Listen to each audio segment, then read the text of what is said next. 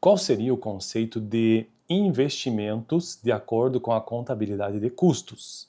Então hoje, neste vídeo, tratarei sobre isso, de forma bem introdutória, bem básica, só para tentar entender o que significa investimento conforme a contabilidade de custos. Eu estou construindo uma playlist específica neste canal sobre contabilidade de custos, e o livro-texto básico que estou utilizando é este aqui, ó, do professor Silvio Aparecido Crepaldi, ou do autor, né? Curso Básico de Contabilidade de Custos. Excelente livro que te dá uma noção muito boa sobre custos, né? Sobre contabilidade de custos, que é uma importante área da contabilidade, juntamente com contabilidade gerencial, contabilidade básica, contabilidade intermediária, contabilidade avançada, entre outras áreas. Bom, os conceitos básicos em custos envolvem alguns termos. Por exemplo, gasto. O que é um gasto, né? Gasto é todo dispêndio, todo sacrifício financeiro, independente do que seja. Gasto é isso, qualquer sacrifício financeiro. Seria um termo geral. Desembolso é aquilo que de fato sai do bolso. É só pensar na palavra desembolso, sai do bolso. Então, de fato, o dinheiro ou o recurso saiu efetivamente do caixa. Isso é um desembolso. Pagamento de uma fatura, por exemplo, né? Que sai o dinheiro efetivo. Seria mais uma espécie, como se fosse lá na contabilidade, na teoria contábil, né? Como se fosse o regime de caixa, vamos dizer assim.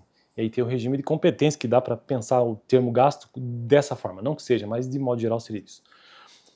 Investimento, então, seria um outro conceito básico. Custo também seria um conceito básico. Despesa, diferença entre custo e despesa. Perda, são todos conceitos básicos. Vamos começar, então, o vídeo de hoje. E a minha tela está sempre entortando. Eu acho impressionante. Melhorou? Um pouco, né? Tá, então vamos lá. Vamos lá, né? Investimentos. São todos os gastos, nós já vimos que gasto é sacrifício financeiro, independente do que seja. São todos os gastos ativados em função da utilidade futura de bens ou serviços obtidos. Então, é um gasto, é um sacrifício financeiro que tem uma função. Existe uma função para essa despesa, ou melhor, para esse gasto, né? Não é despesa nesse caso, para esse gasto, que é trazer uma utilidade futura de bens ou serviços obtidos. Precisa trazer uma utilidade futura. Aqui a palavra-chave é isso, né? Futuro. Precisa trazer uma utilidade futura. Os investimentos em função da época do retorno se classificam em... Uma vez que a gente já entendeu que o investimento tem a ver com o futuro e que ele me traga algum tipo de função lá desse futuro, agora é entender que os investimentos estão em função do futuro, mas em qual época? De que época estamos falando? É isso que agora a gente vai ver. Os investimentos em função da época do retorno se classificam em circulantes, ou seja, estoques de matéria-prima e produtos para revenda, pensando em termos da empresa agora, porque estamos falando de contabilidade de custos, né? E também classificam-se o seu retorno, né, em termos de imobilizado ou então de permanente, que antigamente se chamava permanente ou imobilizado, ou seja, os investimentos realizados em máquinas, equipamentos e instalações, que é o ativo não circulante da empresa.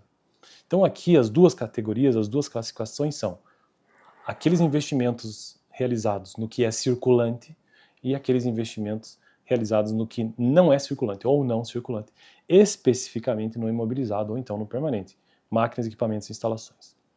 Então, vimos até agora que investimento tem a ver com o futuro e com a função que ele traz, ou seja, a utilidade futura desse investimento em bem e serviço, num bem ou um serviço, que pode ser no período circulante, que seria o curto prazo, ou no período não circulante, no caso imobilizado, que seria de longo prazo. Podemos concluir que todo custo é um investimento. Todo custo é um investimento, claro. Mas nem todo investimento é um custo. Nem todo investimento é um custo.